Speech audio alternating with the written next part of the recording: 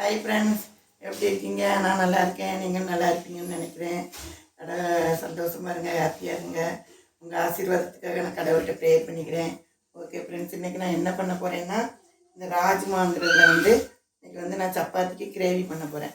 அது நான் ஒரு 200 கிராம் எடுத்து நைட்டு டின்னர் பண்ணுறதுனால காலையில் ஊற வச்சுருக்கிறேன்.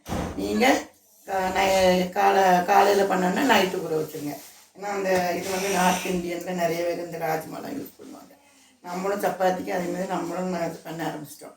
ஓகே ஃப்ரெண்ட்ஸ், இது எப்படின்னு பாருங்கள். ஊற வச்ச பிறகு இந்த மாதிரி இருக்கும் பார்த்துக்கோங்க. ராஜ்மாங்கிறது நல்ல ஒரு சத்தான மாவு சத்து உள்ள பொருள். சப்பாத்திக்கு நல்லா இந்த மாதிரி ஊற வச்சுட்டு இந்த தண்ணியை நம்ம எடுத்துடணும் பார்த்துக்கோங்க. கசக்கும் இந்த தண்ணி, நமக்கு வேண்டாம். சரிங்களா? இந்த தண்ணியை நம்ம ஊற்றி 2 தண்ணி அலசி எடுத்துருங்க. சரிங்களா? எடுத்துட்டு இது நமக்கு வேண்டாம். இதை வச்சுட்டு அப்புறம் இதை கொஞ்சம் தண்ணி ஊற்றி மிக்ஸ் பண்ணி வச்சுக்கலாம். நல்ல தண்ணி ஊற்றி நான் மிக்ஸ் பண்ணி வச்சுக்கலாம். அந்த தண்ணி வேண்டாம். ஓகே ஃப்ரெண்ட்ஸ், இதுக்கு என்னென்ன பொருள்னு உங்களுக்கு சொல்லிட்டேன். நான் இதுக்கு தேங்காய் ஒரு அரை முறி எடுத்திருக்கேன். சீரகம் 1 டேபிள் ஸ்பூன். பூண்டு சின்னதாக இருக்கிறதுனால நான் இவ்வளோ எடுத்துருக்கேன். நீங்கள் 6-7 பல் பூண்டு பெருசாக இருக்கும்ல அதை எடுத்துக்கோங்க.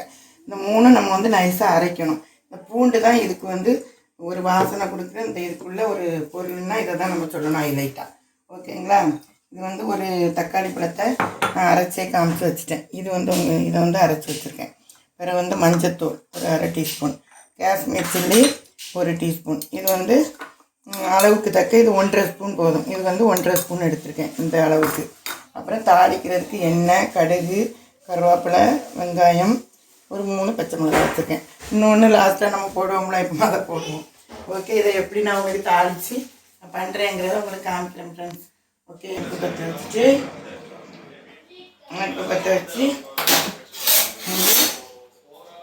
நம்ம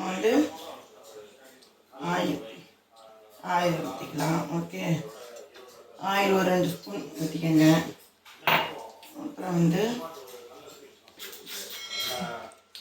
கடுகு 1 நம்பர் போட்டுக்கோங்க. கடுகு 1 நம்பருக்கு.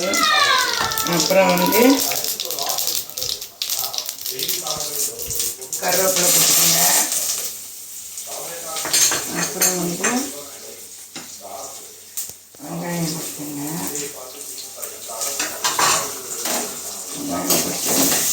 கடுகு, கருவேப்பிலை, வெங்காயம் 3 போட்டு நல்லா தாளிக்கணும். ஓகேங்களா? நல்லா தாளித்து இது அரைச்சிட்டு வரணும். பிறகு அதுக்கப்புறம் இந்த மிளகாத்தூள்லாம் போடணும். தாளித்து வரும்போது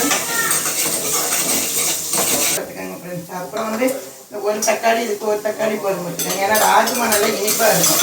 அதனால் தக்காளியெலாம் ரொம்ப தேவையில்லை. ஒரு தக்காளி போட்டோம்னா அந்த தக்காளியை அந்த தாளத்தோடு போட்டு இந்த மாதிரி மிக்ஸ் பண்ணிக்கோங்க. மிக்ஸ் பண்ணிவிட்டு அடுப்பை நல்லா சிம்மில் வச்சுக்கோங்க. அரைச்ச தக்காளி தானே, அதனால் உடனே மிக்ஸ் ஆகிடும். இந்த மாதிரி மிக்ஸ் ஆனோடனே நம்ம இதை மஞ்சத்தூள், அப்புறம் காஷ்மீர் சில்லி, அப்புறம் நம்ம அந்த 1 ஸ்பூன் மிளகாத்தூள் இதை போட்டு காரத்துக்கு இதுதான் வச்சுக்கோங்க. இப்படி வச்சு நல்லா கிண்டி இந்த மாதிரி பாருங்கள். இந்த மாதிரி மசாலா வரும் பார்த்துக்கோங்க. இந்த மாதிரி தக்காளியோடு இந்த மாதிரி மசாலா வரும்போது மேட்ச் பண்ணிவிட்டு நம்ம இந்த வச்சுருக்கோம் பார்த்தீங்களா, இந்த இதை போட்டு தண்ணியோடு போட்டு நல்லா பாருங்கள். இந்த மாதிரி நல்லா கலக்கி விடணும். இதுக்கு நம்ம அரைக்கிற ஃப்ளேவர் தான் வச்சுக்கோங்க.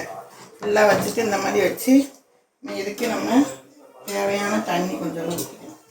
நம்ம தேவையான தண்ணி ஊற்றிட்டு இப்போ நம்ம தேங்காய் அரைச்சி ஊற்றி அப்புறம் அந்த தண்ணியும் ஊற்றுவோம்.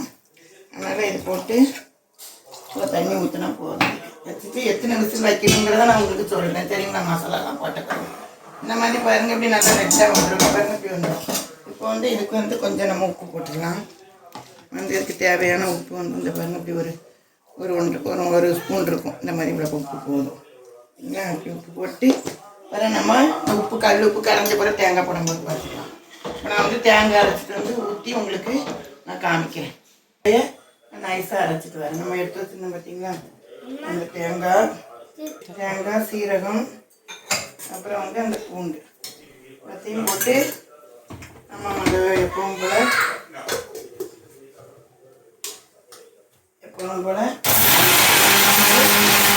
இப்படி சுற்ற விட்டுட்டு அப்புறம் நம்ம தண்ணி சேர்த்தா நல்லா நைஸாக அரை போட்டு விட்டுருங்க. நைஸாக இருக்கும்போது நல்லா நைஸாக நான் அரைச்சி எடுத்துகிட்டு வரேன். வந்து நல்லா கொதிச்சுக்கிட்டு இருக்கும். இப்படி கொதிச்சுக்கிட்டு பாருங்கள், இந்த மாதிரி நம்ம போட்டெல்லாம் தாளித்து இப்போ வந்து நம்ம அரைச்சேன் அந்த தேங்காய், சீரகம், பூண்டு. இதுக்கு வந்து பூண்டு தான், இந்த ராஜ்மாவுக்கே பூண்டு தான் பார்த்துக்கோங்க. இந்த 3 பொருள் தான். இந்த தேங்காயை இப்படி அரைச்சி ஊற்றிட்டு மிக்ஸி கழுவுன தண்ணியை அப்படி ஊற்றி தேவைக்கு தண்ணி ஊற்றிடணும். ஓகேங்களா? தேவைக்கு தண்ணி ஊற்றி இது வந்து ஒரு 6-7 விசில் வைங்க.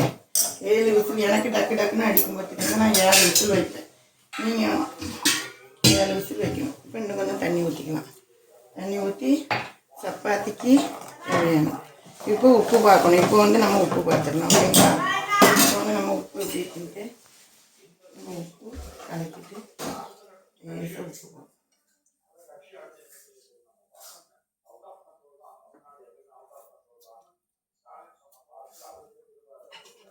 உப்பு உப்பு லைட்டாக போடணும். ஏன்னா நம்ம வந்து இவ்வளோ நான் எனக்கு உப்பு போடுறேன். நீங்கள் எப்படி பார்த்து உப்பு தேவைக்கு உப்பு போடுற ஐட்டம் மட்டும் நீங்கள் வந்து தேவையான அளவுக்கு பார்த்து போட்டுக்கோங்க.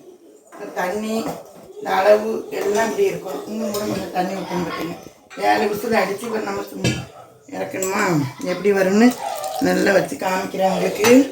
எப்படி வருதுன்னு பாருங்கள். நல்லா வந்து ராஜ்மா நல்லா வெந்து மாவு மாதிரி வந்துடும். இப்போ இந்த 200 கிராமுக்கு நமக்கு இந்த அளவு பொருள் எல்லாம் அப்படி இருக்கும். பிறகு பார்த்தீங்கன்னா ஒரு பச்சை மிளகாய் 2 உடச்சி போட்டுருங்க. ஓகே, இது வந்து எல்லாமே என்னோடய ஸ்டைல். இது பார்த்துக்கோங்க. இது நீங்கள் இந்த மாதிரி ஐட்டங்களுக்கெல்லாம் போட்டிங்கன்னா அது ஒரு வாசனை இருக்கும். அப்புறம் கடைசியில் நம்ம ஒன்று போட்டு இறக்குவோம்ல, அதுதான் ஃப்ளேவர்லாம். ஓகேங்களா? போட்டு நம்ம வந்து குக்கரை எல்லாம் போட்டாச்சு, மூடிட்டு. இதுக்கு வந்து பொருளே வந்து உங்களுக்கு வந்து கம்மி தான். ஓகேங்களா? 4 விசில் நான் வைக்கிறேன். வச்சுட்டு உங்களுக்கு எப்படி இருக்குன்னு காமிக்கிறேன். நம்ம தாளிப்பு எல்லாமே இதுலேயே முடிஞ்சிட்டு உங்களுக்கு நம்ம வச்சு எடுத்து சப்பாத்தியில் வச்சு சாப்பிட்ற வேலை தான். இதுதான் ஈஸியான வேலை. ராஜ்மா அந்த மாதிரி வைங்க. அப்புறம் விசில் வந்தோடனே எப்படி இருக்குன்னு காமிக்கிறேன். ஓகே, ஒரு விசில் வரட்டும். 6-7 விசில்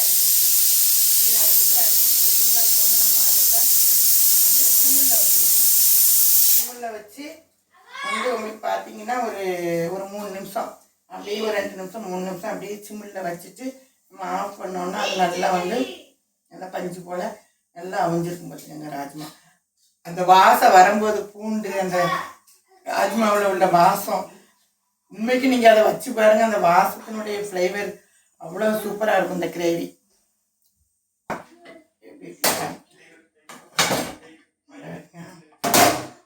அப்படியே உள்ள காட்டு பாருங்க, எப்படி இருக்கும் பாருங்க. குழம்பு எப்படி கிரேவியாக நல்லா உள்ள நல்லா சூப்பராக இருக்கா.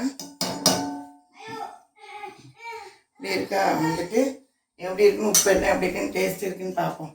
ஓகே பாருங்க, பாருங்க நல்லா சாப்பிட்டா பாருங்க, நல்லா அமுக்கணும்னா இப்படி மாவு மாதிரி வந்துடும். ஓகே, வந்து நம்ம எப்படி இருக்குன்னு சூடாக இருக்குது. உப்பு காரம் எப்படி இருக்குன்னு சப்பாத்திக்கு வச்சு சாப்பிடுங்க. சப்பாத்திக்கு சூப்பராக இருக்கும். ஓகேங்களா?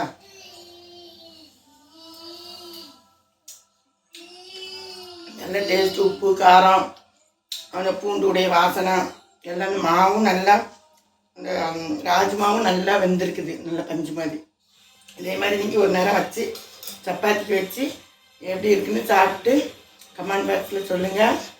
அப்புறம் வந்து என் சேனலுக்கு ஷேர் பண்ணுங்கள், லைக் பண்ணுங்கள், சப்ஸ்கிரைப் பண்ணுங்கள். Okay, thank you friends. பை.